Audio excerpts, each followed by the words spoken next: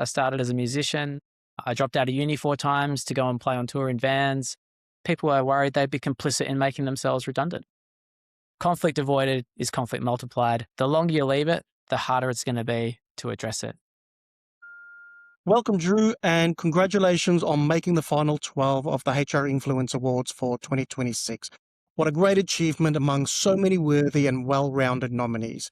Well done, and thank you for joining me today. Thank you, Rudy. Pleasure to be here.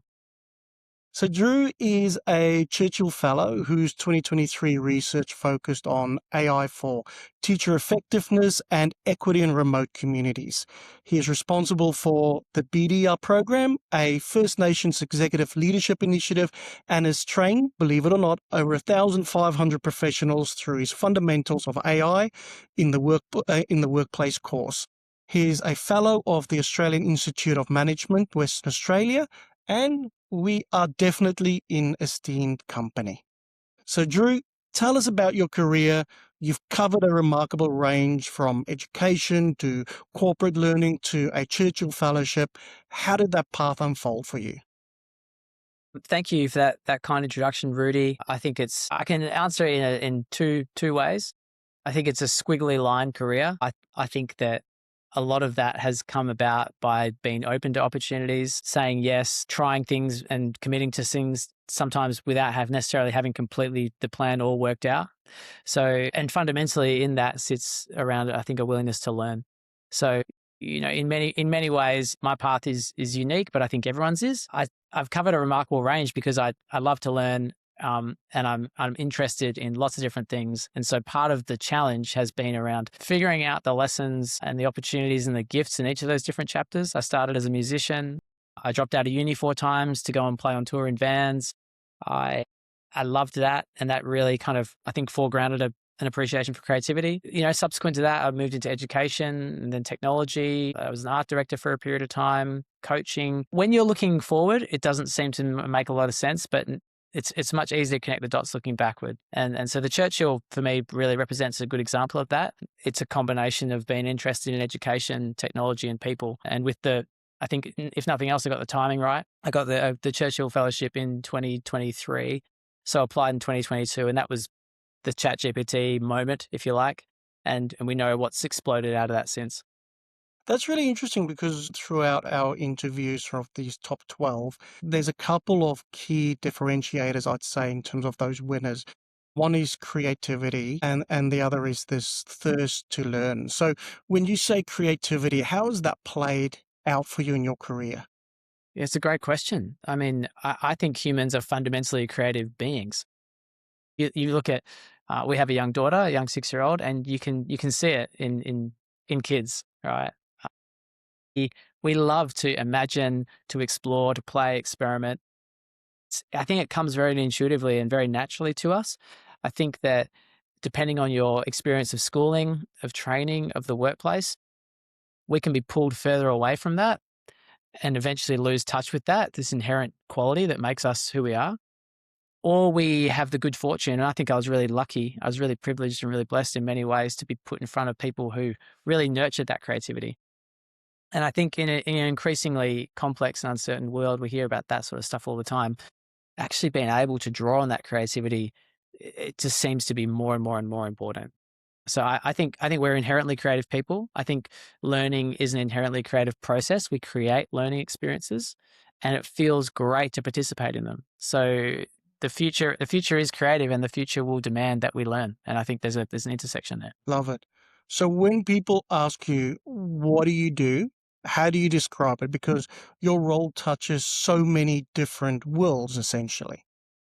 Yeah. And I mean, I'll say this, Rudy, I have my dream job for that reason, because I was just describing those chapters to you previously. It was always the case prior to this role that, look, I was feeding one part of what I loved, and maybe I was creative, but I didn't necessarily have the technology acumen, or I was really engaged in the learning, but I wasn't allowed to play in the creative space. And so really, I say that with deep appreciation, because I'm really at a beautiful crossroads where I can be creative, can leverage technology, spending a lot of time with people. I'm energized by people, underscoring all of that. And so I have the dream job. But when people ask me, what do I do? In a sentence, I say, I help organizations get better at developing their people. At the Australian Institute of Management WA, that means overseeing more than 130 courses, designing bespoke programs for a wildly divergent and diverse range of clients. And this is a new development within my role, which I'm really pleased about, leading our innovation agenda around, but not exclusively limited to what AI looks like across all areas of the business. The title doesn't matter as much as the work that I get to be part of. My job is to make sure the learning actually shifts capability and delivers value back to workplaces and to our community more broadly. And so everything you've worked on, because it sounds like you got a lot of fingers in many different pies, many different ideas, many different concepts. What's the project or achievement that means the most to you personally? It's really hard. It's really hard to choose one, right? I'm kind of torn between two of the projects that were highlighted in the in this award, which I was really privileged to be acknowledged by through you guys. One, and interestingly, one looks to the past and one looks to the future, but actually they're both really, really important.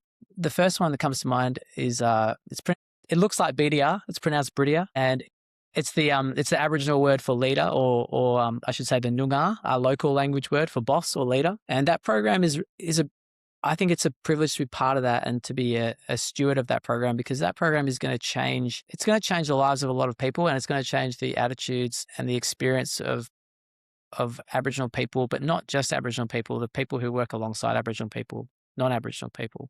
So that's a really ambitious program that aims to accelerate the trajectory of First Nations leaders and managers into senior roles. There's been a lot of good work done historically to move Aboriginal people through organisations, but we know from the data that they are acutely underrepresented in significant leadership portfolios.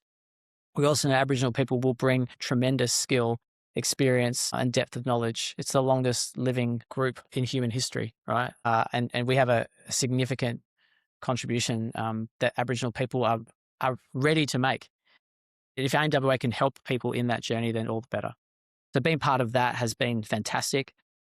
And alongside the fundamentals of AI in the workplace, look, I wouldn't feel comfortable claiming credit for having trained 1,500 people. I've trained several hundred people. AMWA has collectively, with our trainers and facilitators, trained that many. But that was one of the deliverables or artifacts that came out of the Churchill Fellowship. And I think, again, it's about people and AI. There's a lot of people out there. I think it's easy to forget when you think about AI all the time. There's a lot of people out there who have just checked out of it because they're overwhelmed by it. They're intimidated by it. It's confusing. The second they sort of feel like they're beginning to understand what it might mean for them, seemingly the landscape completely shifts again. So the fundamentals of AI in the workforce or workplace, is important to me because we know that, well, I should rephrase that. We anticipate there will be significant social changes as a consequence of AI. So what is our obligation to people, to workplaces, to organizations, to help people begin to become more familiar with that, to develop a working knowledge of what this means for them, their work, how their work might begin to change, and to give them a little bit of autonomy and agency back so that they're actually shaping that narrative rather than just reacting to it. So they're both really, really important projects, and I'm really pleased that my boss, our board, and our broader team has backed me to charge forward with them. So in your research looking into the AI for teacher effectiveness and equity in remote communities, what did you discover on that fellowship that changed how you think about learning and development? Yeah, it was it changed a lot. It reaffirmed a lot too. So for me, it suggested that there was just a marked difference between the rate at which the world is shifting and the rate at which the mechanisms that build teacher and school leader capability are changing. Like they're on wildly different tempos, right? So that was the first thing. It reaffirmed a lot of my suspicion that there was potential for AI to do incredible things. There was also significant risk and concern around some of the harms that AI has the power to do. And I think we've seen a lot of that in the press and the media reports and things like that. It's also highlighted to me, though, that there's a lot that we should retain in the learning experience. One of the recommendations I came out of the report with was that like, make no mistake, learning is a relational, social, and creative endeavor, right? And so we might be able to 10x the rate at which we produce lessons or mark papers or whatever else. We can put AI on that as a layer and completely accelerate that. What we can't 10x is the rate at which relationships are built, the rate at which trust is built, that many of the intangible things we get out of school exist outside of the call it the enterprise level or the AI kind of side. A good example would be, I'm sure you can think of one great teacher, Rudy, who you had a lot of time for, or who took an interest in you, and you might come in to school on Monday, and I don't know whether you play sport or you have a particular interest, but the teacher would ask, "Hey, Rudy, how was footy on the weekend?" Yeah. And that's that intangible stuff, learning to care about others, show interest in others. Interest. Yeah. We don't want to throw that particular baby out with the bathwater of digital transformation. So it really reaffirmed for me the intangible value that humans and teachers and students create through relationship. But it also pointed to the idea that there is so much opportunity to release educators and school leaders and higher education leaders of some of the administrative burden so they can get back to doing the bit they signed up for, the bit that they're best at. What humans do, right? What you're talking about, show interest, and yeah. And I can, selfishly from my own perspective, I think I would probably classify as an early adopter in a lot of that stuff, and I can from my own experience, I would say that I've adopted those tools in a way that has not just enabled me to produce more or achieve more, but actually freed me up to have more time for people in my team and to listen more effectively and to reflect more deeply. So I think there's a whole raft of opportunities that we overlook when we think purely about automation and efficiency. And I think so it's not AI replacing humans, it's humans working alongside AI to allow humans to do more human things, essentially, is what you're saying. Yeah, I like the phrase partner in thinking. I think we're unwise to outsource the thinking, but I know that I make better decisions when I test some of my ideas with my partners in thinking. And I'm not looking for the easy output or the answer. I'm looking to be challenged, reflect, take different perspectives, draw upon expertise and insight that otherwise wouldn't be available to me. And so on the flip side, though, you did touch on the fact that, some people might be a bit overwhelmed with AI, misunderstanding AI. So in your experience, what's the biggest misconception people have when it comes to AI and work and how to address it? I think it's worth reflecting on some of the data around why people are not disclosing their use of AI at work, excuse me. So we know that people use AI, right? And that there's a gap between the number of people who use AI at work and the number of people who disclose their use of AI at work. And the people who are reluctant to disclose their use of AI at work typically cite a few things. They cite fear of being perceived as lazy. They cite fear of being perceived as incompetent. They cite fear of making everyone else look bad. So you can imagine if, Rudy, you're getting all your work done, you're doing an amazing job, you are stretching, you are really contributing, and you're using these tools to help you, and the rest of the team are not quite on the bus yet. You might find yourself socially excluded for shining too brightly. And then the last one, and this is a legitimate concern, is people are worried they'd be complicit in making themselves redundant. So I think that all that to say that there is a lot of misnomer and mythology out there, and I think it's incumbent on leaders in particular to get ahead of that and understand that so they can make it safe for people to explore this and take advantage of it and be clear-eyed about the risks. I think that's actually a significant leadership challenge. Yeah, I think what you're saying really resonates because I think it really depends on the culture of the organization, right? If it's a culture of, well, we can't trust AI, we don't believe in AI, of course, people aren't going to talk about their usage. If I look at my organization, we celebrate it. So, if you've used AI to speed up your work or do something better, it's a celebration, right? So I think for me, it really comes back down to the type of culture we're trying to build in an organization and where we're heading. So in your experience, what does building culture mean to you? And I'm not asking for the textbook answer here, but in practice, what does that look like? Yeah, great question.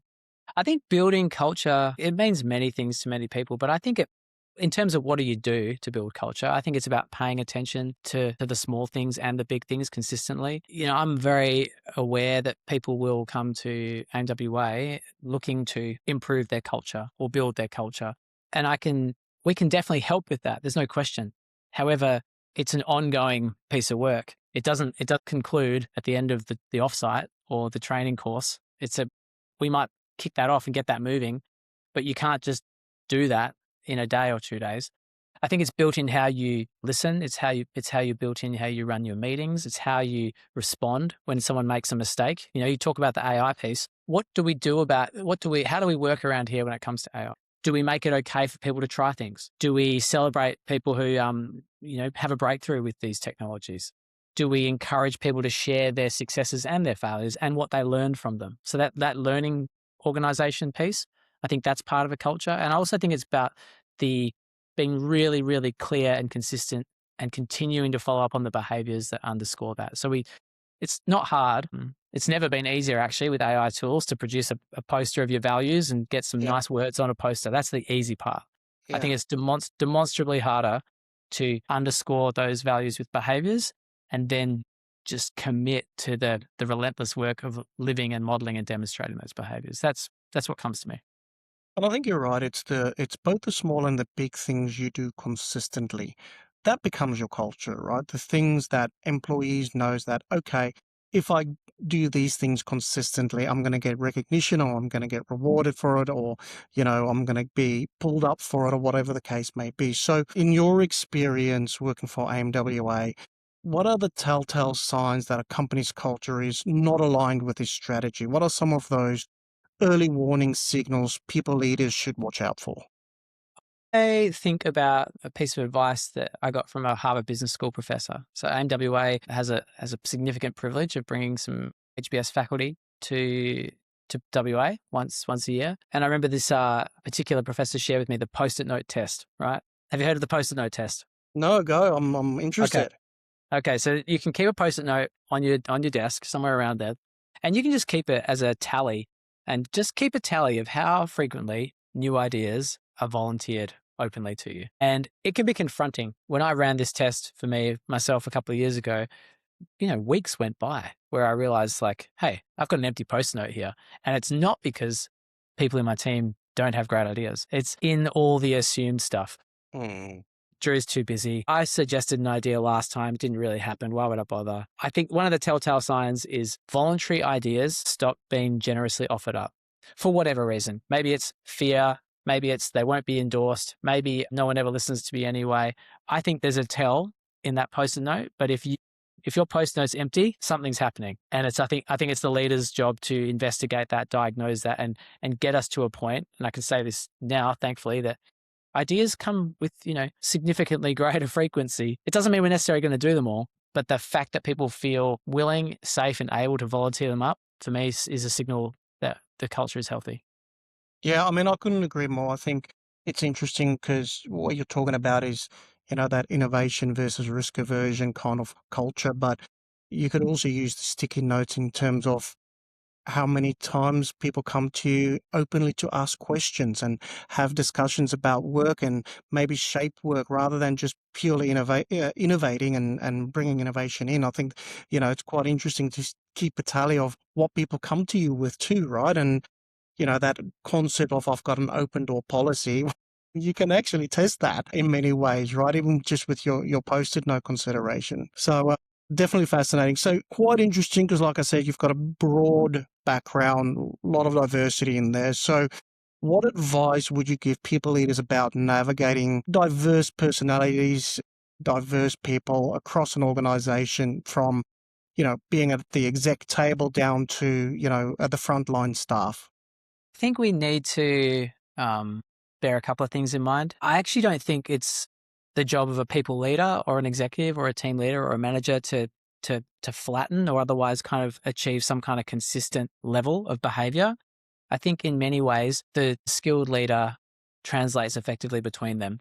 You might have, I don't know if you were raised on the golden rule. I was raised as a kid, the golden rule. It was do unto others as they want to be done, right? And that was just hammered into me through primary school. But I think we ought to subscribe to the platinum rule, which is treat others how they wish to be treated.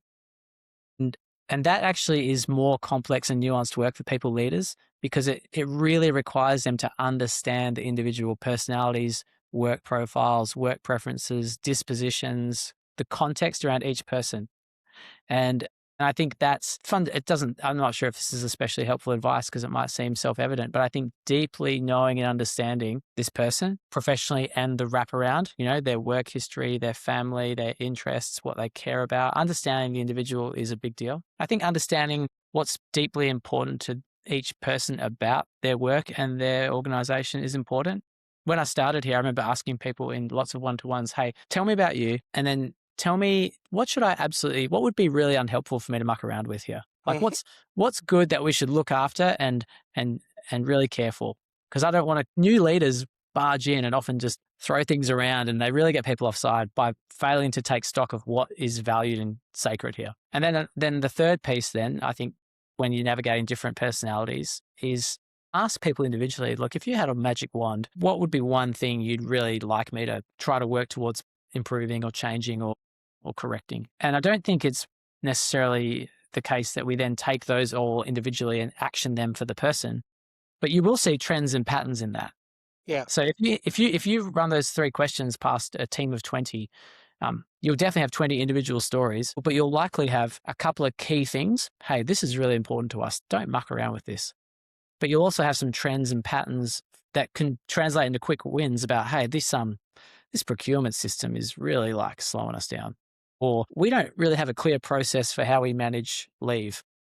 And I think for new leaders and people leaders trying to navigate that really diverse landscape, that's a pretty useful way to approach it. And I think, you were touching on servant leadership there, but I think for servant leadership to work, the leader also needs to have self-awareness around their own personality, their own motivators, and as you say, how that then translate into how to connect with the other individuals in the team and in the organizations better. So I think there's an aspect of being okay with diversity in terms of diversity of thought, as long as we all are facing the same direction in terms of what are we trying to achieve and how are we going about building our culture, right? Would you agree with that?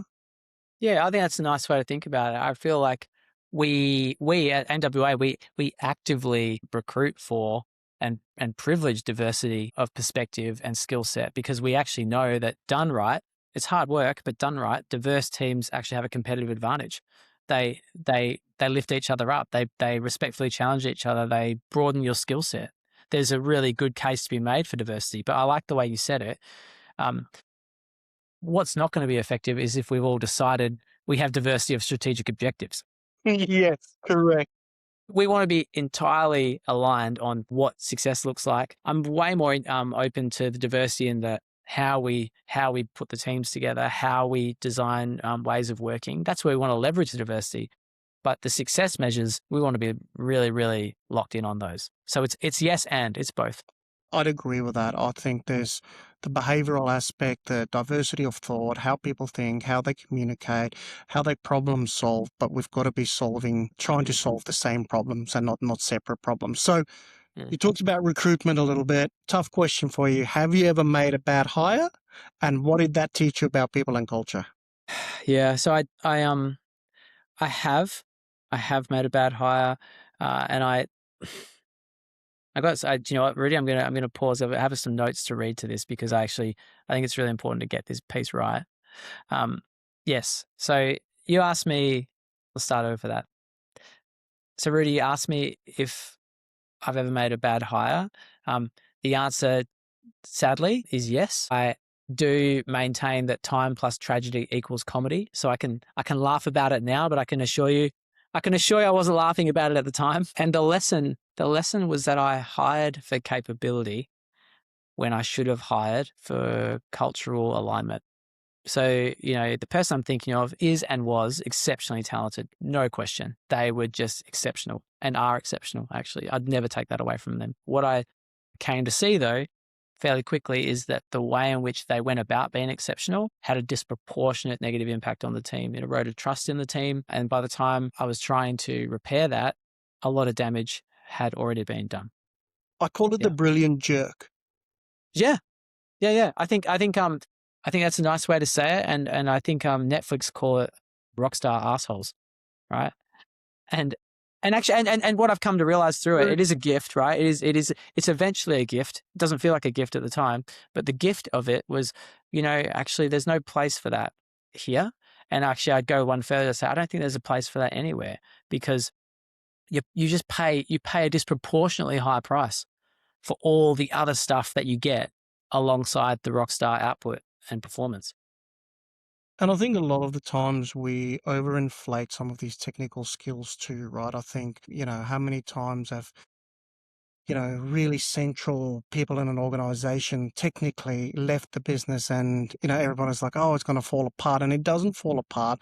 Whereas, if you flip it around and say, well, someone that is really central to the culture, really central to the DNA of the organization, well, when they leave, that's a very hard thing to replace, right? Skills can be taught, qualifications can be obtained, but, fit is a very tough thing to replace.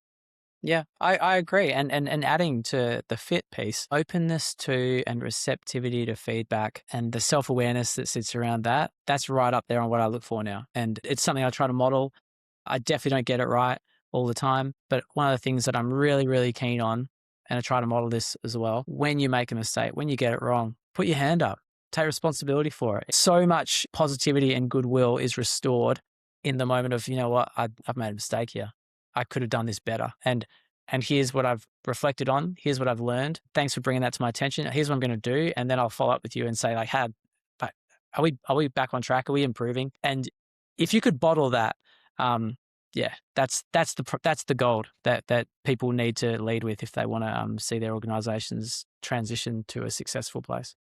Love that ownership, and also love that lessons learned, and I call it a retrospective in many ways. I know there's a lot of industries that do that. If I look at tech companies, they do retrospectives regularly for work, and I think very rarely do we as teams or humans do retrospectives on our behaviors, whether that's good or bad, right? So I think that's a nice way to think about bringing some of that mentality into our folds. Final question: if you could go back, what 3 pieces of advice would you give your younger self about HR, about work, people and culture, all of the above? Great question. I think the first thing is, and I reactivate this regularly, but I'm really in the process of trying to live it now. I think you cannot underestimate the importance of relationships. And people say that, right? And it's easy to say, but relationships are everything. So, it's not the content, it's not the program documents, it's not the strategy. It's just really, it's none of that.